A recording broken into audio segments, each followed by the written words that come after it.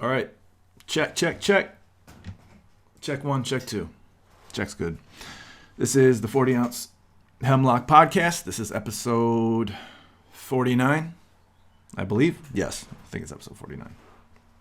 Double check me. And after the highly speculative and perhaps overly autobiographical episode 48, I feel like I owe you some hardcore substance, some hardcore philosophy, as we sometimes do here. Something to chew on with a burst of aha moment flavor in the middle, in the center. All right. So this is actually part two, I think, of a series that I did a part one of not too long ago. And I think that episode that would be, I'm considering here part one of this series. I think that episode was called The Science Writer and the Samurai.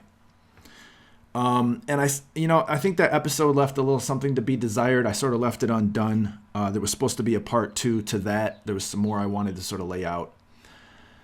So I'm not entirely happy with that episode. However, the rudiments, the ingredients are there.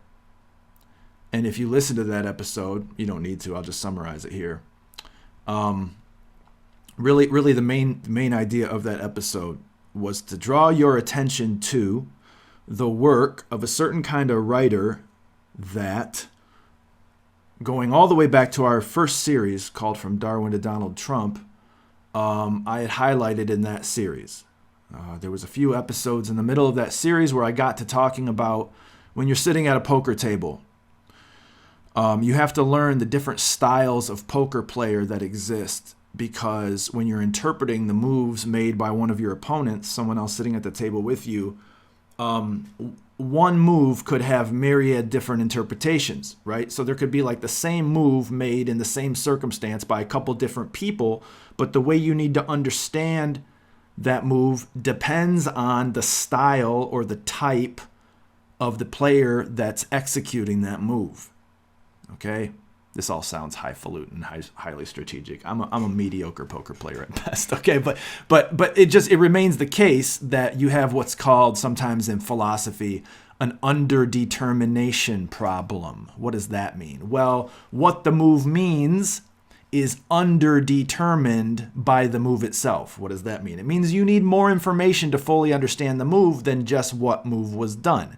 So the full meaning of the move is underdetermined by just the move itself. I need some more info. What's that more info that I need? Oh, I need to know how this kind of player that's executing the move generally behaves. Once I know what type of player they are, then I can put their specific move in the context that it needs to be put in order to understand it, in order to respond to it, in order to defend myself against it. All right. What does poker have to do with this? Well, in that first series From Darwin to Donald Trump, I talked about this whole discussion, this whole, what's the word I'm looking for? Meme, motif, refrain, whatever, in our culture that you hear so much about between science and pseudoscience.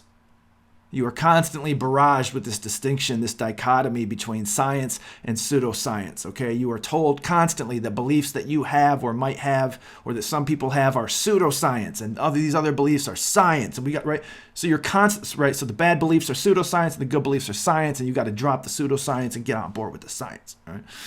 You're constantly told this. Now, one of the ways, one of the mediums through which, one of the vehicles through which this message is brought to you in its myriad forms is by this type of writer, this type of journalist that I mentioned, I believe in that series, and I certainly mentioned it in The Science Writer and the Samurai, because I'm calling this person the science writer, all right?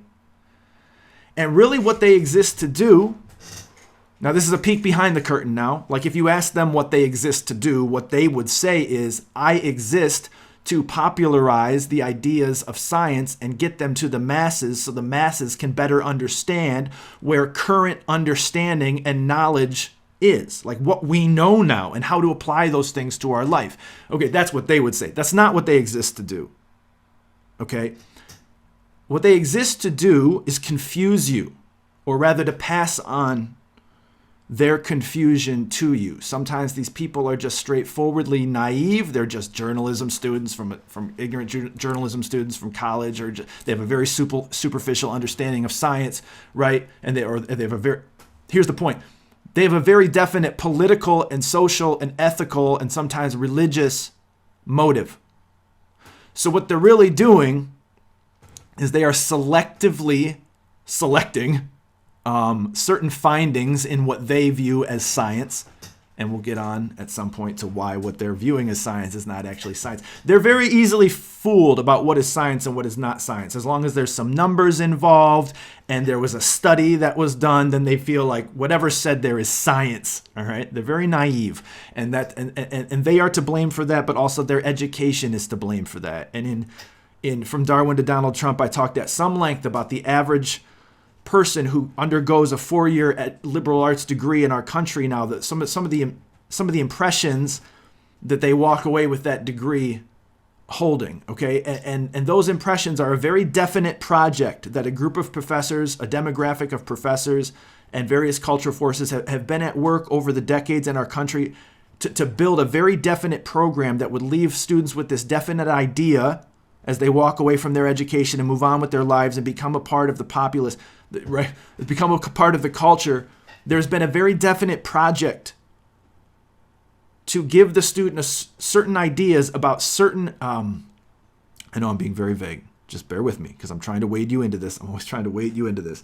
There's been a very definite project to build into the mind of the culture, the educated person in our country, certain ideas about where our knowledge stands in terms of our origins as humans. Certain ideas about where our knowledge stands about the origins of the world we live in. Certain ideas about where our knowledge stands in terms of what we know about ourselves and our unique capacities as like communicating, thinking creatures, right? Certain idea. There's all these conclusions that you're meant to understand as being established. Once you walk away with that diploma, you better understand that up until a certain point in history, people thought that, for instance, we talked about this From Darwin to Donald Trump, people thought that a person was a mind and a body, or as the Bible says, spirit and flesh, right?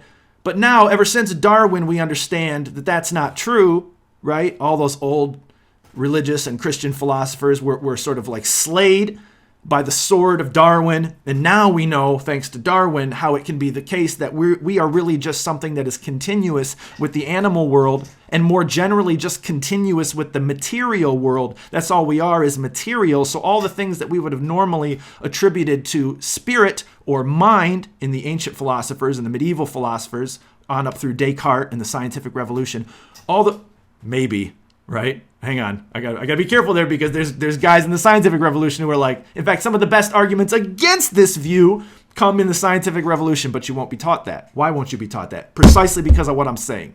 There's been this definite program, this definite project to get you to believe that we used to think some things, but now we know better. And actually, that's generally what's happening in the type of article that I highlighted in the Science Writer and the Samurai. Okay, so this science writer, you might call him a pseudoscience writer, I won't beg the question just yet.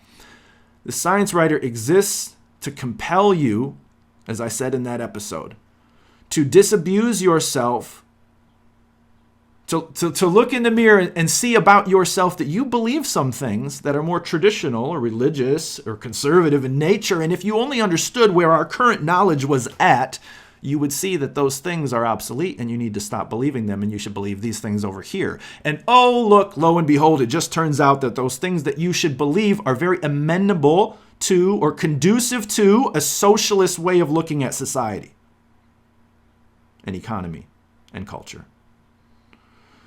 So you could see ultimately what this person is, what their job description is to convert you, to get you to see that your knowledge, or the things that you view as knowledge, are not in fact knowledge, and that current modern knowledge, as exemplified in our culture's experts, right? That's why the series was called From Darwin to Donald Trump. You know, all the people that hate Trump are the really smart people, and all the people who like Trump are the really dumb people, and all the people who like Trump are the really old-fashioned people, all the people who don't like Trump are the really modern people.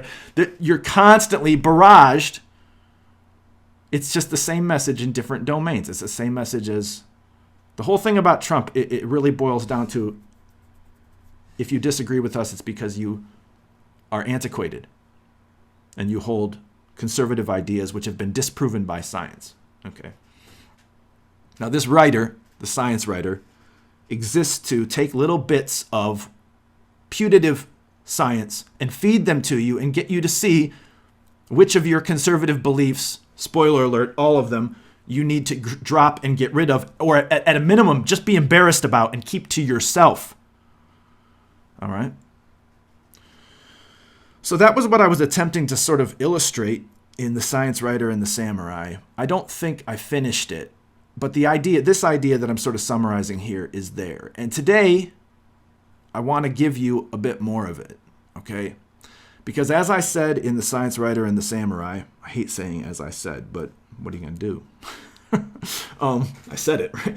And it helps to point back to it sometimes. As I said in The Science Writer and the Samurai, the sources of this message coming to you are legion and myriad and unending, okay?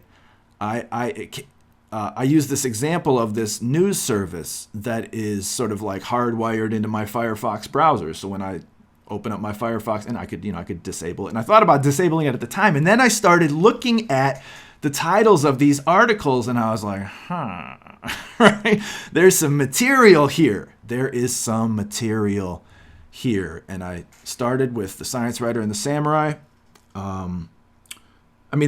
Here's the basic project of these writers and these pieces, and you'll see how this maps onto what we were just saying. An article will begin with like highlighting some like traditional way that people look at things or think, right? And then the writer will say, but there's these new discoveries, right? And there's these new studies, and they have these conclusions that you should appreciate. But what you might not appreciate is how these conclusions affect your traditional beliefs. And look, they do. And they're in tension with your traditional beliefs. So if you're going to be scientific and you're going to be modern and you're going to be at the forefront of culture and science and knowledge and knowing people, if you're going to be accepted, if you're going to have a blue check mark next to your name, you're not going to be like a deplorable, or you're not going to be like a right? That's my phone. Spam. How do I just decline this? I'm podcasting. Can't talk. There we go. You got to drop these beliefs. So the article will lay out, like, will sort of like walk you in, sort of like tepidly lay out what the beliefs are. And here's the other, sorry, I got to say one more thing. The way this is done in these articles, and you'll see this again a little bit here, and you might see it in that last episode, is the beliefs are never you're never called out sort of like in a combative way. As a conservative, as a traditional, as a Christian, as a whatever sort of corner of this picture that they're trying to erase you exist in. You're never like called out in sort of a combative way. It's always sort of like hey, we all have these. Hey, like we all tend to believe these things. And maybe if we all just understood the findings of science a little bit better, we'd see that. So if you have any beliefs that you see are sort of in tension with this, you might want to consider, it's always sort of like, hey, we're all in this together. But the beliefs that you're being asked to disabuse yourself of are always your beliefs. They're never liberal beliefs. They're never, right, materialist beliefs. They're never, right? They're always conservative, traditional Christian beliefs, right? That's the game. That's the racket. And it is a racket. These people are fools. They're idiots. They don't understand science. They don't understand the history of ideas. They don't understand the very concepts they themselves are transacting in. But they're not meant to, because they themselves are the product of this educational system that I described at some length from Darwin to Donald Trump, and I probably recur to ad nauseum, recursively, infinitely, as we do these episodes. It's kind of always what we're talking about here. Okay. So I thought about disabling this news service, and then I thought, no, I'm just going to let these filter in, because I keep coming across these articles where I'm like, that would be good material for a show. That would be good material for a show. Well, I came across this one recently, and again, I thought that would be good material for a show. And so, I say that every 100 times, and then every once in a while, you eventually got to do a show. So this is that show. And the title of the article that I want to talk to you about today, and I got to warn you, Like, if you like this show because of this show's like original vision, I know it's gotten a little bit biographical and existential in the past, pretty recent, fairly comparatively recently. My life's been really tumultuous. I had an interesting 2020, not for the same reasons that we all did, but for also personal reasons. So I usually don't do a show at all. Sometimes when I am doing it, I just push record and just talk because that's all I can bring myself to do. But if you like this show for the original vision of the show, which was to apply actual philosophy to the claims of our current culture and politics and so on and so forth, and sort of examine what the experts say, to use their own weapons against them because they're abusing you and they're mistreating you, right? You're gonna like this episode. If you're not into that, or you don't got the stomach for it right now, I'm telling you, just push pause and come back to it, because this is gonna get wonky. I hate that word. Whatever. We're gonna get deep in it here. I'm gonna kind of unapologetically get the way I always apologetically get, which is really philosophical. Okay, we're just gonna do it. We're just gonna dive in. Because there's some stuff here that there's just no other way to do, but you got to do it. And once you do it and you see what's going on, you're like, oh shit, right? That's what I want. That's what I want for you here. I don't want an aha moment. I want an oh shit moment. Okay. So here's this piece. Maybe I could bring up the picture from the cover from the title. I'm gonna give you here's the picture. Like that? It's a little optical illusion. All these various colored lines in a graphical form swirling into some vortexual center or something like that. I don't know. Here's the piece. The service, I think I'm calling this series Pocket Dial, because you get like a random pocket dial on your phone in your pocket, right? You could pick any one of these articles and you're going to walk away with the same basic idea, that which I just described. Hey, I'm a conservative and apparently I don't know anything because science tells against all my most fundamental conservative intuitions. No, it doesn't. Spoiler alert. No, it doesn't. Right? All right. So here's the title of the article from getpocket.com. It doesn't matter when this came out. It's kind of timeless. The message is timeless, as you'll see. We're going to go all the way back to the very first philosophers that ever philosophized here. Okay, so this is a timeless message. The title of the article is, "What would happen if everyone truly believed that everything is one?" Everything is one, okay? Or all is one. Now, immediately, you probably recognize that as a thing you've heard in a number of different situations and contexts out of various people's mouths in various forms and various circumstances, and likewise, meaning various different things. And here's the trippy part about that, is that when a person says everything, the meaning of that word that they're using is going to be determined by that person's philosophy. And more generally, or more specifically, what philosophers call their metaphysics or their ontology. In other words, sorry for all the stupid words, it just means the meaning of that phrase, all is one, right? Coming out of a person's mouth, the meaning for them is going to depend by the kind of thing that by what they allow to be a thing. You might be, what are you talking about? Why is there confusion about what a thing is? Well, there's all different kinds of things, presumably. I mean, this is what the whole history of philosophy has been bickering and arguing about, among other things. There's kind of three main things that the history of philosophy has been arguing about. This is 33.3% of it. All right? Or 3.3, whatever. Right? What kind of things are there? I mean, pretty clearly, it's not so clear when you get into it, but pretty clearly there's material things. Like, I'm looking out a window right now at a chain link fence, There's that, right? There's the dirt on the ground. There's the clouds in the air. There's the grass on the ground. There's the table in front of me. There's the laptop in front of me. There's my fingernails, which I just trimmed yesterday, right? There's material stuff you can use your five senses to discover. Now, anytime I use this word empirical, empirical, empirical, anytime I use that word, they just mean things that you discover with your five senses. Okay?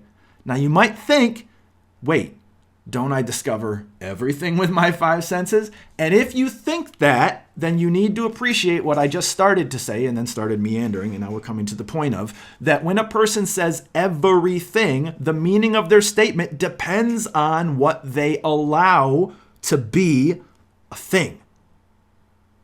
So pretty clearly, we all agree, it's pretty uncontroversial, that there's clouds and desks and fingernails and chain link fences and grass and Toyotas and a few other things.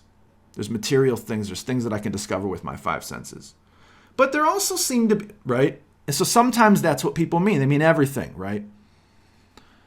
Everything in the concrete material sense. But there's other kinds of things. Or the philosophers who think about this stuff at length and argue about it and get deep in it to a degree that most of us don't want to, because we have things to do like make money and live a life, and, right? It's good things, right? They've tended to think there's more than that. And if you think about it, you might see why. What about things that aren't physical? You might be like, wait, whoa. Well, just not really difficult stuff. Let's not talk about God yet. And I'm not one of these people who thinks you can wait till the end of the conversation to talk about God. I'm just doing this in a certain sort of order of understanding, all right? So just bear with me. What about like the number 4? Stop me if you've heard this one on a past podcast. What about the number 4? You might think, what do you mean the number 4? I mean like the concept of the thing that is 1 less than 5 and 2 more than 2, right? And the square root of 16 and so on and so forth. That thing. You might be like, well, that's not a thing. That's a number. Okay, why can't a number be a thing? It exists, right? Now notice what happens if you say the number.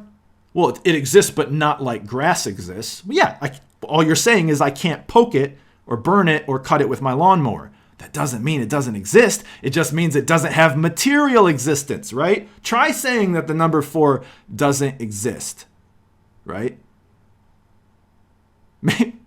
Right?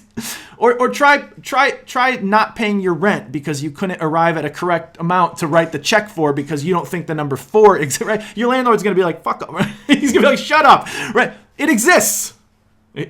I'm not being punchy here. I'm not being unfair to the argument. I'm being fairer to the argument than you've probably heard somebody be, because the whole history of philosophy is animated with this problem. How do we account for the existence of abstract things, and not just account for their existence? By the way, when we talk about something that's non-material, we're talking about something that's abstract, okay? And abstract just kind of means the opposite of empirically discovered. I can't poke it, touch it, see it, burn it, It's abstract. Can't see it anywhere. But I don't want to deny that it exists, because that would involve me in all sorts of absurdities. Like, how do I get from 3 to 5 if the number 4 doesn't exist? Right? And I'm just picking the number 4, right? They're any number. You might say, well, numbers are just things that we've come up with. And this is one side of the debate. They do say this. They might say, Nick, you're being sophisticated and confused, and you're confusing us. You need to just come on, man. Numbers are different than material things. Numbers are things that we invented to help us understand the material world. Now, 51.3% or 49.7% or some half-like portion of the whole history of philosophy is going to turn on you when you say that and say, stop. Notice what you're saying. Things that we came up with are things that we can arbitrarily change by our whim. Why? Because the very coming up with them was an arbitrary change of ours, right? So if numbers are nothing more than that, then we should be able to change the properties of numbers at our leisure. Leisure? Whatever. Right? If I want to sound sophisticated, I'll say leisure. So I'll say leisure. Right? They're going to say those are just things that it's just a word game that we've come up with. There's not an actual thing out there called 4. It's just we need to count things, so we devised a number system, and right? But notice the problem with that. There's a huge problem with that. There's an insoluble, intractable, fatal, as the philosophers say, problem with that. And that problem is that we don't seem to be able to change those things. We don't seem to be able to change that 4 is the square root of 16. We don't seem to be able to change what happens when you cut 4 in half. We don't seem to be able to change the properties of even numbers. We don't seem to be able to change or any of the properties. Math seems to be not just a case of the kind of thing that we can't change. It seems to be like the paradigm case of the kind of thing that just is what it is, whether you like it or not. And most of us don't, as expressed in our anecdotes about our high school education. Right?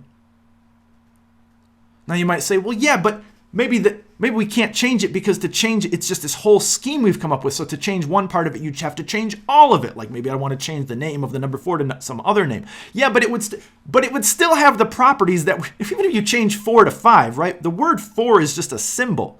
It refers to this abstract thing that has these properties that we don't seem to be able to F with without involving ourselves and embroiling ourselves in absurdities.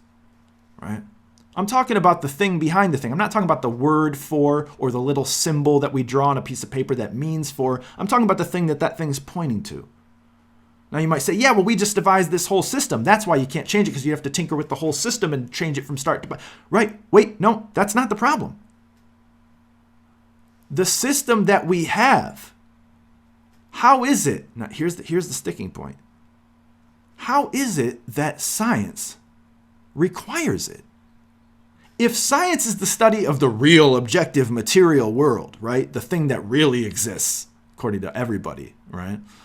Or almost everybody, Buddhists notwithstanding. If science is the discovery of that, and math and numbers, as these folks, some folks might want to say, and some folks might want to object here, are just something that we've come up with, in our own minds to describe that world, then how is it that the properties of numbers and the equations and so on perfectly map onto the physical world? How, in other words, here's the question as it's been articulated in the history of philosophy. How has science been so successful? If we just whimsically came up with the main tool of science and it might be utterly otherwise, right? And this question is so perplexing that it has caused 49.73% of philosophers, or 51.2%, right? It's caused half of philosophers to say, maybe science hasn't been successful. You might say, well, we're sending rockets into space. They don't care. These are people who theorize about science, and they saddle themselves with assumptions and then suffer under the burden of those assumptions. Right? So, let me say this a different way. The fundamental debate in the past 100 years of the philosophy of science has essentially been, do numbers exist or not? You might say, what? No, I'm serious. Right? And not just numbers, anything that's abstract. Laws of logic, right?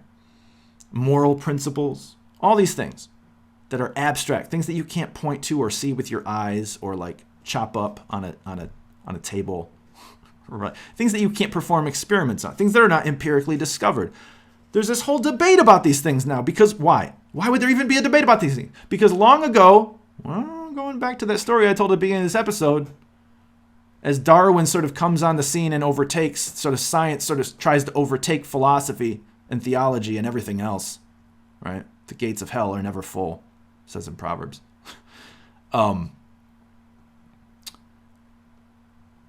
There's been this debate about whether numbers are a real thing or not, and half the folks are saying, no, they're not, right? This is the debate. Anybody think, well, of course they're real, right? No, half the folks don't think that. And they want to call numbers just something that we've come up with. And saying that, I'm going somewhere with this. Please bear with me. I just have to I've sort of brief you on what's happening behind the scenes here. Because we started out by making this observation. When a person says all is one or everything is one, we can't really understand what they mean until we know what they think a thing can be. Everybody sort of kind of agrees that things can be physical. But then there's these other things that there seem to be. There seem to be numbers. There seem to be logical laws. There seems to be the law of gravity, right? There seems to be a law called the law of gravity, right? And this guy named Newton seems to have discovered it, right?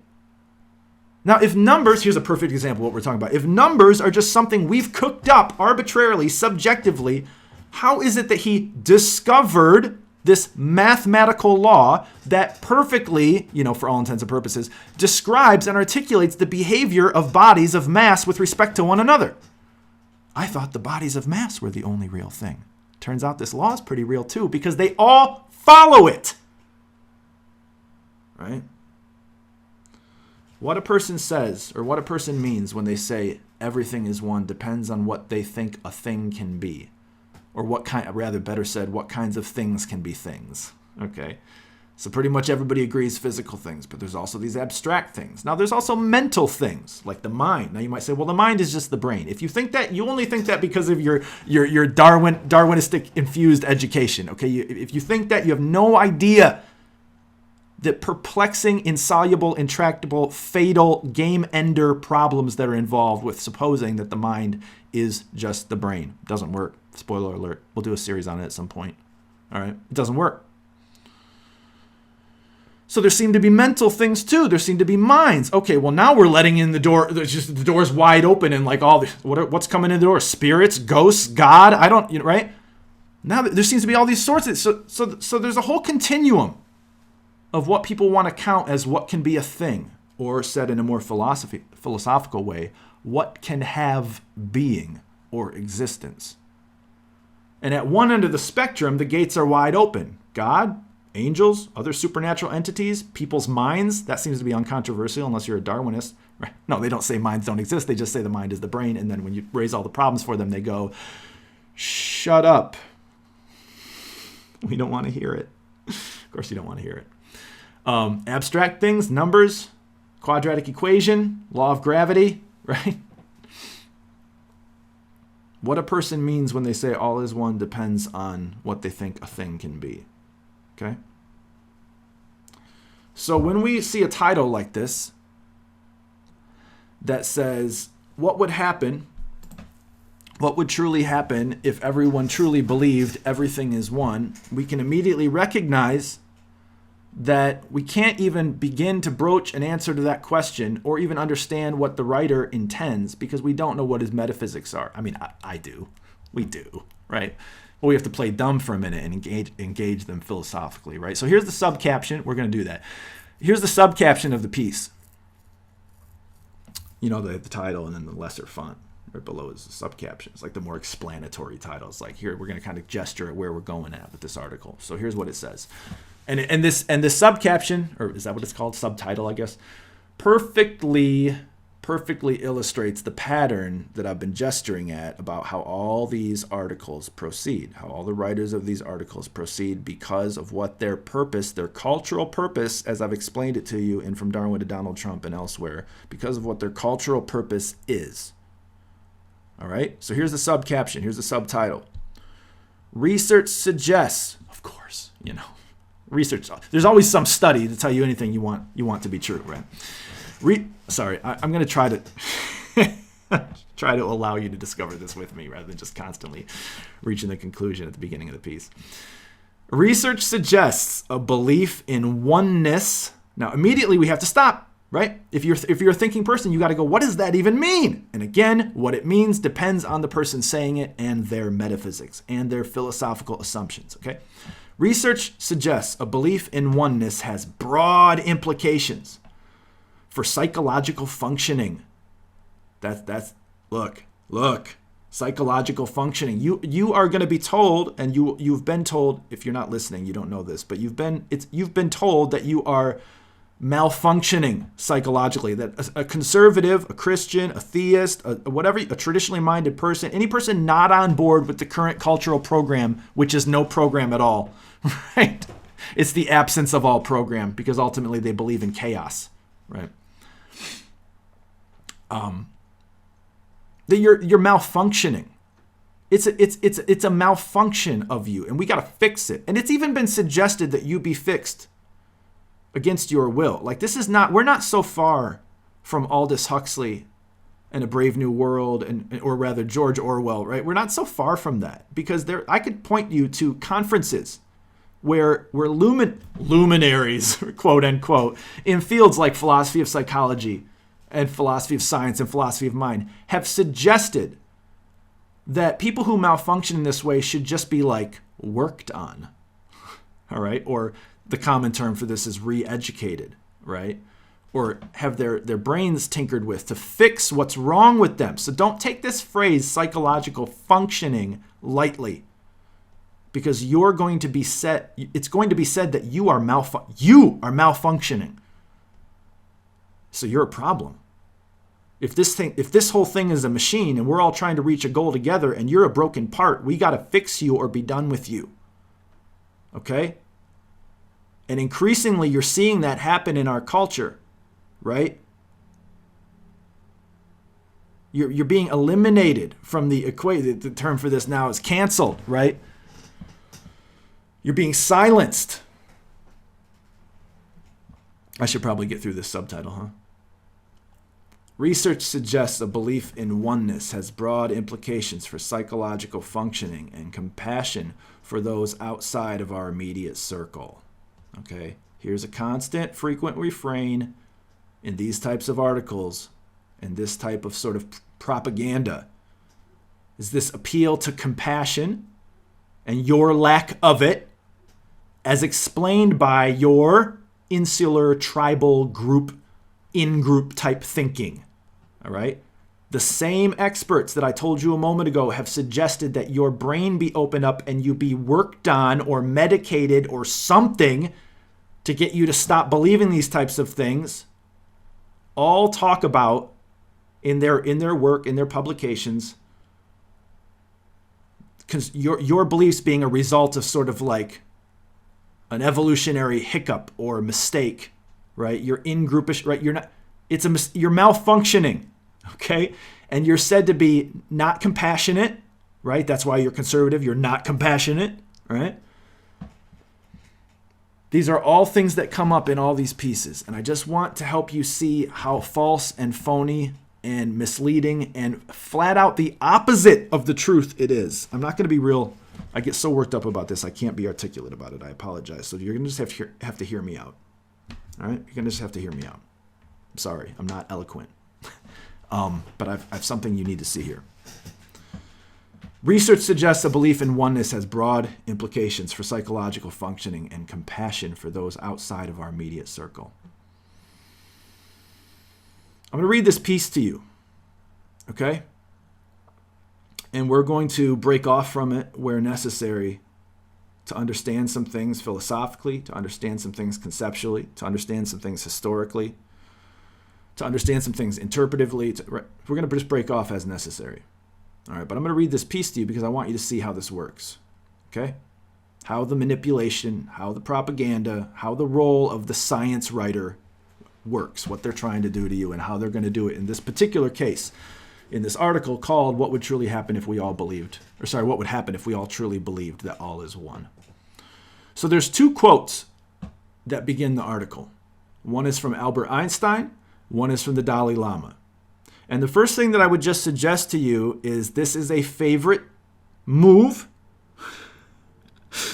You're gonna just be like, wait, is everything a move? Is everything a game, Nick? Yes.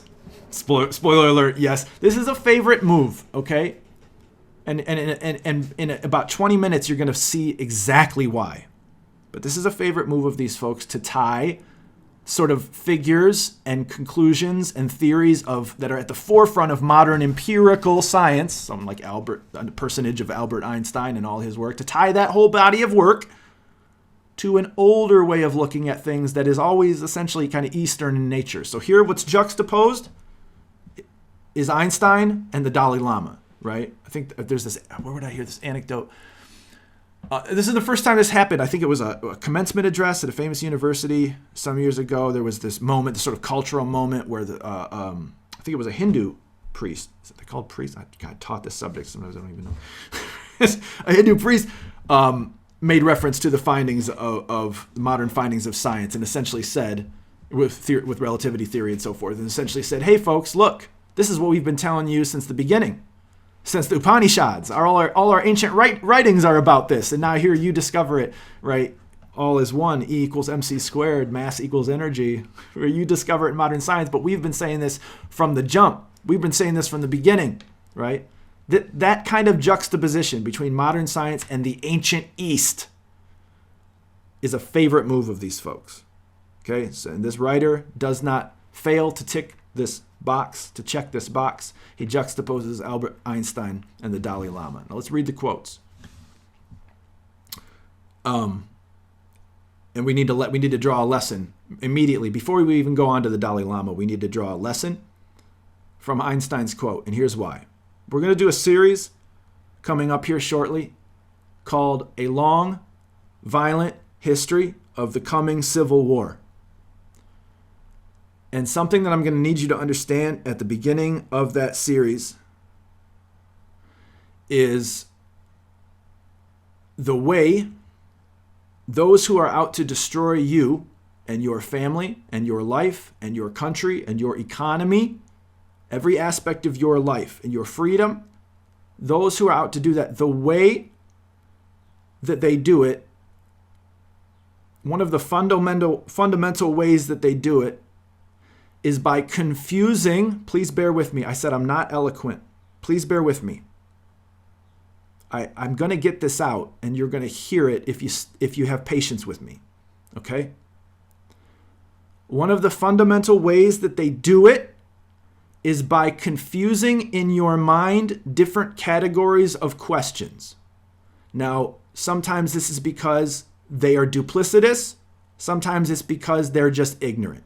When Richard Dawkins or Daniel Dennett does it, it's because of their intellectual duplicity. When someone like the writer of this, the writer of this article has got a PhD, he should know better. But sometimes these are just dumb post-journalism school 25-year-olds writing articles for some online publication, and they think they're doing the Lord's work, right?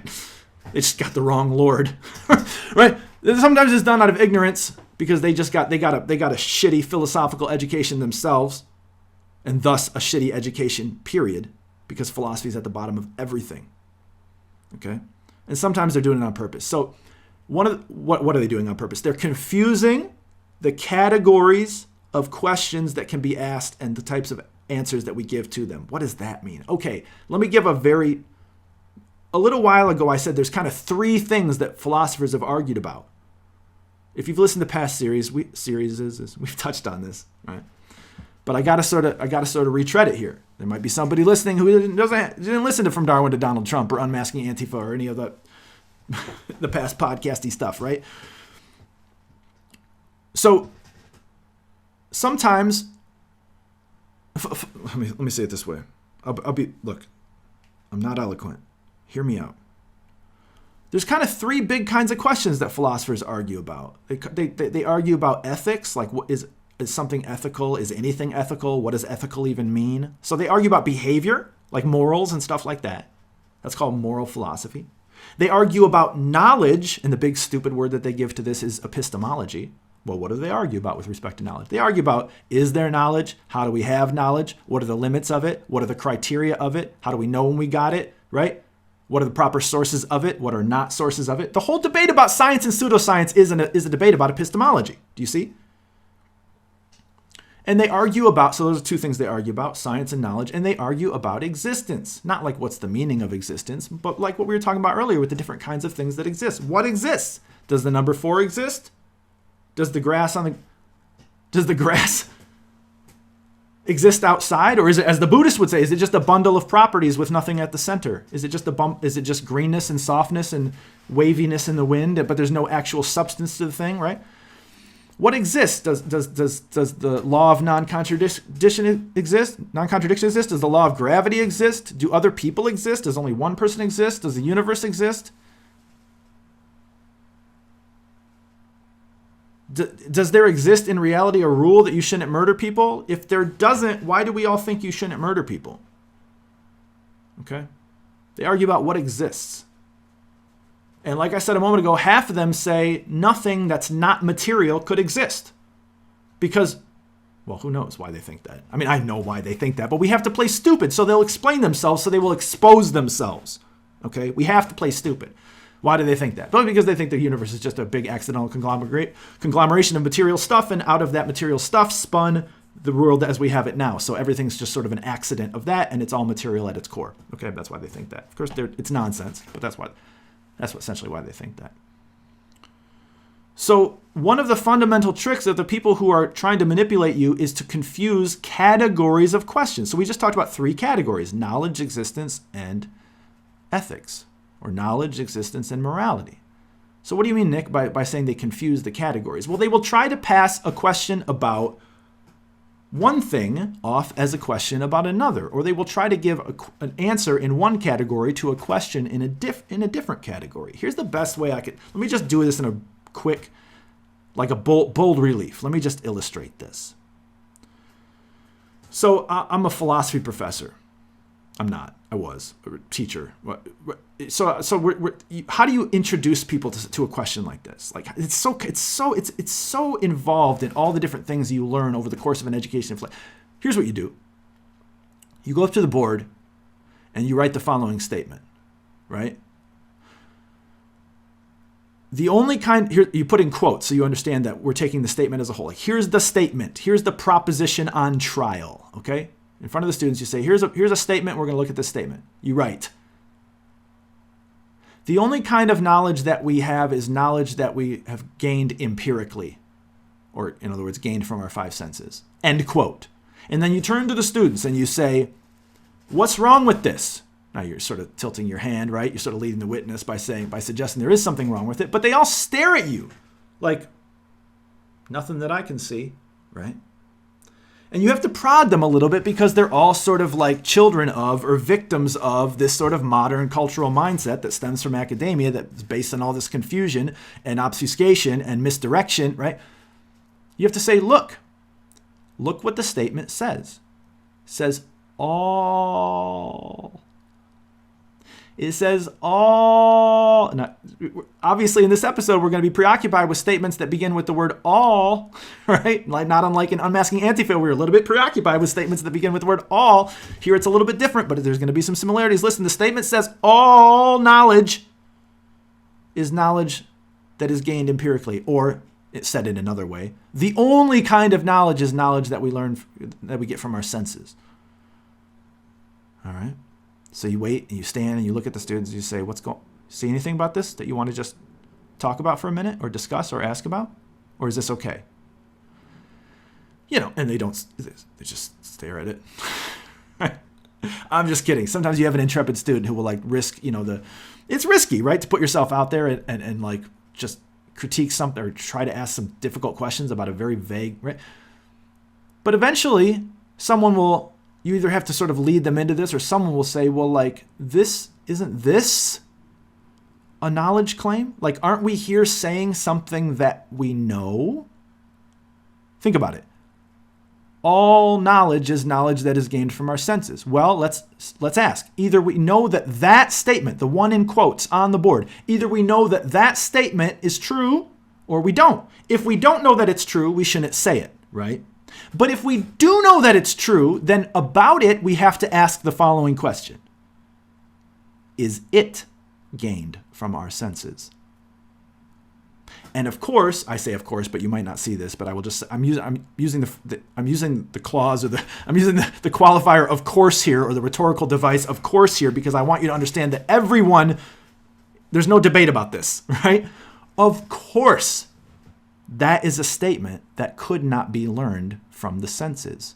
Your senses cannot tell you that the only kind of knowledge that you can get comes from your senses. Your senses can just serve up to you what the senses serve up, but they can't go beyond that and make statements to you about all that exists or does not exist in reality. You see, your senses are just your senses, right? So the claim is not a claim about what's observed with the senses. It's a claim about what's more than what's observed with the senses. Let's look at the claim again on our imaginary chalkboard. All knowledge, or the only kind of knowledge there is knowledge that is gained from our senses. Our senses could not teach us that. Our senses can only teach us about Toyotas and blades of grass and dogs and chain link fences and things, what happens when you burn things or shoot them in the sky or measure, right? Our senses could not teach us or provide us with the truth of the statement that no other kind of knowledge exists. They couldn't do that. So we have a problem. We have a statement telling us, we have an epistemological statement on the board telling us about the only kind of knowledge that we can have. And we have a conclusion from that statement that doesn't fit with the statement itself. Or rather, the statement is inconsistent with itself because the statement makes a knowledge claim about more than what our senses can discover, right? So this is just an illustration of this category confusion that I talked about a moment ago that is like the main tool of the folks who are trying their very best to destroy you without you noticing. It's a category confusion, okay? It's a statement. I think in one series or another I used this illustration of a guy on the beach with a metal detector, right? He's walking along the beach and the metal detector is like, right? And then he leans down, he like brushes the sand away, and it's a Pepsi can or a quarter, I guess when quarters were made of metal, right? Or something. It's a scrap of metal, right? That's fine. That's what a metal detector is for, right? A metal detector detects metal. The epistemology of a metal detector is that it detects metal, right? It can't tell you whether there's plastic present, and it also can't tell you there's not plastic present, right? It's got a limited purview, okay? So if a guy came up to you on the beach and he like turned down the volume on his metal detector for a moment, he's like, and he was like, hey, guess what? And he had this crazed look in his eyes because what he's going to say is in fact objectively crazy, but in our culture, it's perfectly acceptable to say shit like this. He's going to say, I've got this metal detector. And you know what I've learned with this metal detector? You're like, what? And he's like, the whole world is metal. Or put in terms of our discussion today, all is metal, right? And you would, like, if you had a lick of sense, you'd look at him and you would say, I think you're confused. I think you've got your epistemology confused with your metaphysics. I think you've got your view about what the proper method is confused because you don't appreciate what that method can and can't tell you. Said another way, you would just say something like, look, man, just because this thing only discovers metal doesn't mean that only metal exists. It just means this thing only discovers metal. So your conclusion about what exists is already built into your method.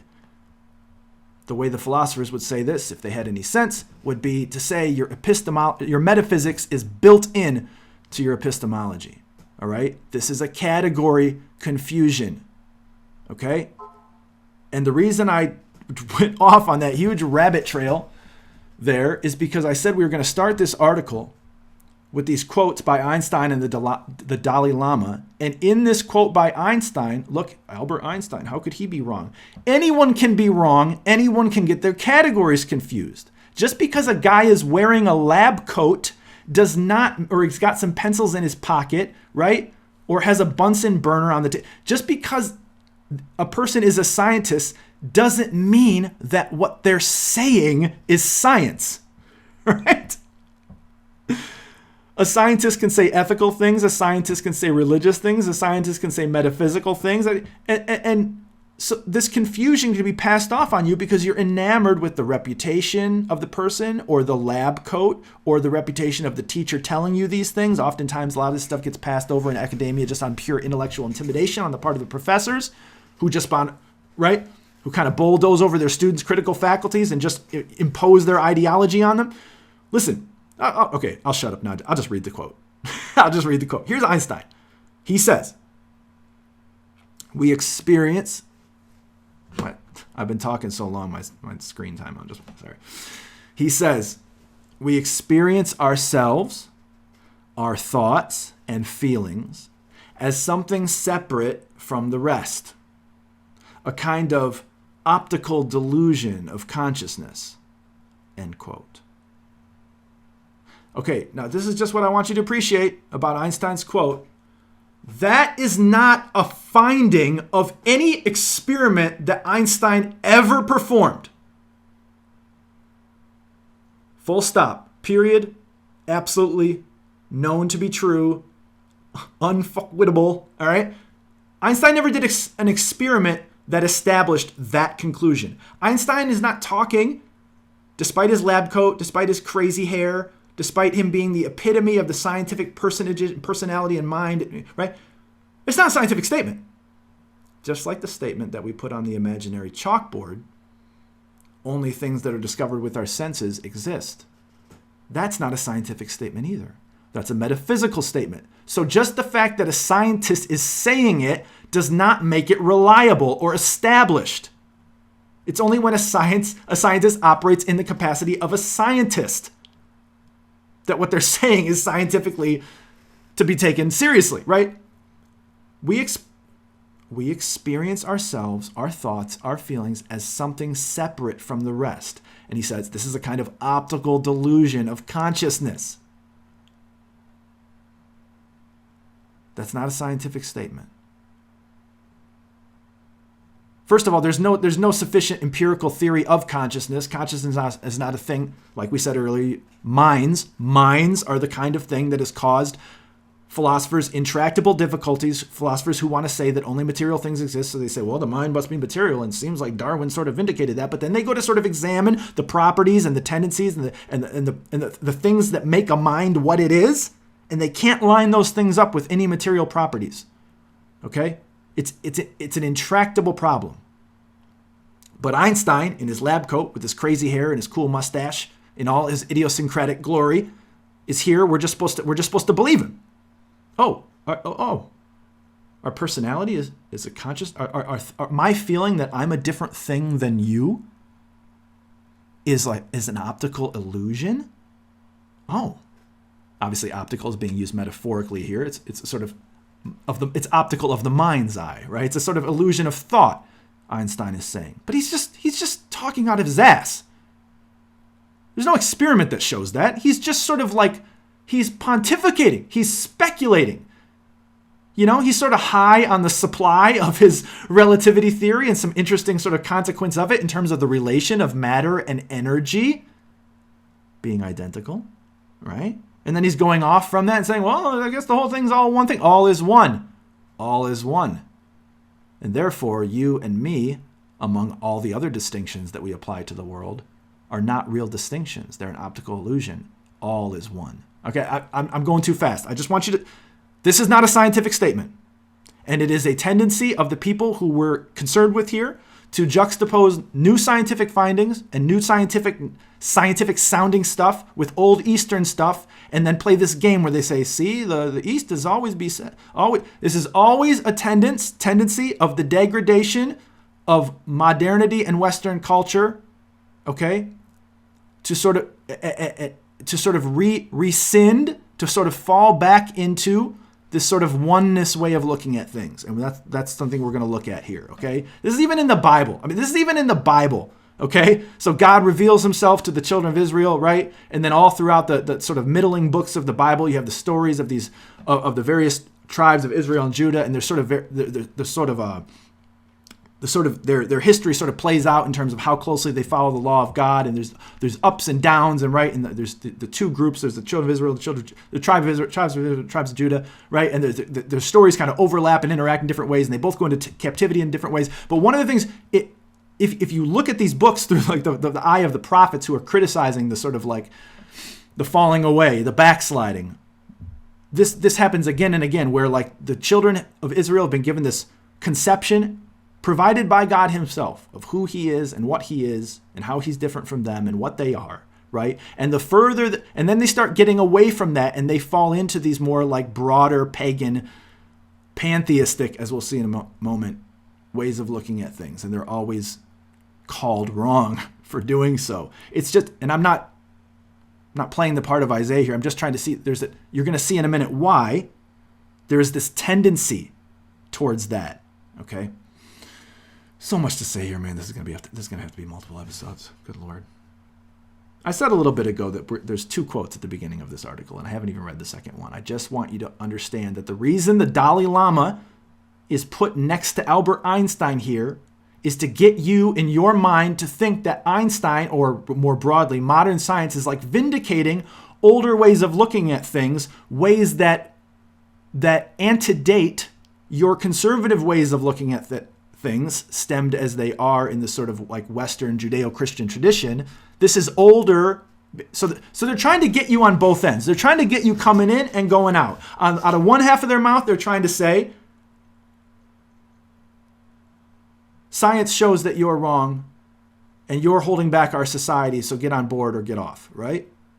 Right? Modern knowledge shows that you're wrong. And then on the other side of their mouth, they're saying, oh, and by the way, ancient mystics and religious people before the Christian and Judeo and Jewish tradition began, they actually believe stuff like this too. So you're like wrong historically, and you're sort of wrong in the ancient way and wrong in the modern way. See what I mean by getting you in on the way in and the way out? They sort of want to tell you your beliefs aren't modern, and then they turn around and tell you, oh, and also these modern beliefs that we have, these were anticipated in the ancient religious writings. They're just not your ancient religious writings. They're the Eastern religious writings. Okay, you'll see that in a minute. So this is the reason for these two quotes. I'm just telling you. You just have to understand. This is the reason Einstein is juxtaposed with the Dalai Lama here. Okay, it's to sort of like fuse these two sources of thought and schools of thought on one side and put you on the other and say, if you're going against this, you're going against modern knowledge and ancient wisdom. See? So here's the quote from the Dalai Lama.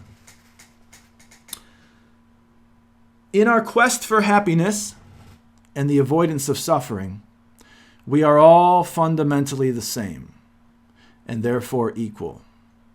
Despite the characteristics that differentiate us, race, language, religion, gender, wealth, and many others, we are all equal in terms of our basic humanity. That's from the Dalai Lama in his famous text or treatise called Twitter. He wrote that on Twitter. All right. Now, so I've told you the reason for juxtaposing these two, but now I want to point something out to you about what the Dalai Lama says. We have to get out our conceptual carving knives here and be very clear, all right? Because this goes back to what we said at the beginning. What a person means by all is one is not always the same. It depends on what they themselves think reality is like. Okay? And what kinds of things they allow in their mind to exist. I don't say we create reality in our minds. I'm saying what kinds of things they think have real existence and what don't. So I have to point something out to you about the Dalai Lama's statement. He's saying something much different than Einstein. Einstein is saying something about all of reality. Like period, full stop. All of reality, it's all one. And every distinction is a meaningless, including our most gut level intuitive distinction, that of ourselves and other people. I seem to be a different person than you. And you're like, thank God. Right? You see? Einstein's saying something that's like robustly hardcore metaphysical. And the Dalai Lama, if you just look at his statement, is talking about something that's much more limited in scope. He says, despite the characteristics that differentiate us, race, language, religion, gender, wealth, and many others, we're all equal in terms of our basic humanity. So he's not talking about everything that exists. He's just kind of talking about persons, human persons, and that they all have these fundamental characteristics that make them essentially the same. So we're all like one metaphorically. Einstein's like, no, reality itself is one. And so and we're going to get into this hardcore in a minute, you're going to see just what this involves. The difference and the distinction and the plurality and the multiplicity is all illusion, including the distinction between me and you.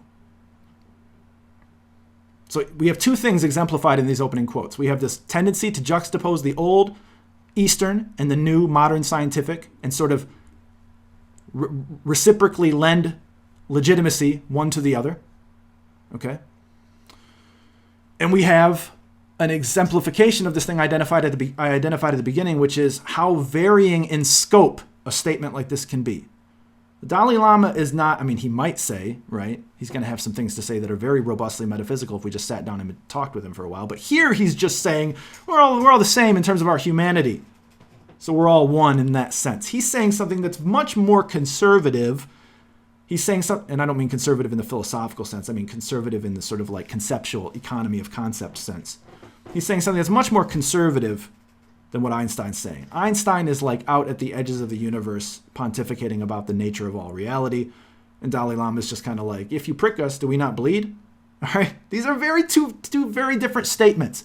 But there's going to be constant confusion between them. And that confusion, this has been my point here, my second big point, I think, is purposeful. One of the tricks of these folks is to constantly, whether because they're ignorant or they're duplicitous, play on philosophical category confusions with you. Okay? Or playing on your naivete. Naivety? I hate saying words the sophisticated way. I don't know which way I'm supposed to say that word. Whatever. They play on this with you. This is the way they accomplish what they're trying to accomplish. Okay? So those were just the quotes at the beginning. We're going to actually read the article, and we're going to break off. I got to take a breath here, though. I'm just realizing as we start here how big of an episode this is going to be. There may be a part 2. We're going to read this piece and we're going to critique it, and then I'm going to educate the person who wrote it. Okay? Wow, that was bold. No, don't take me with a grain of salt. Take me quite seriously. Sometimes I have to take myself with a grain of salt. But I'm very serious here. Okay? I'm very serious. We're going to understand much more about this than this author understands, and we're going to use this author's confusion as an entry point for our own understanding. Okay? So here's the piece. My tea's been boiling on low for like 20 minutes now, so let me go get it. I'll be right back, and we'll get into it.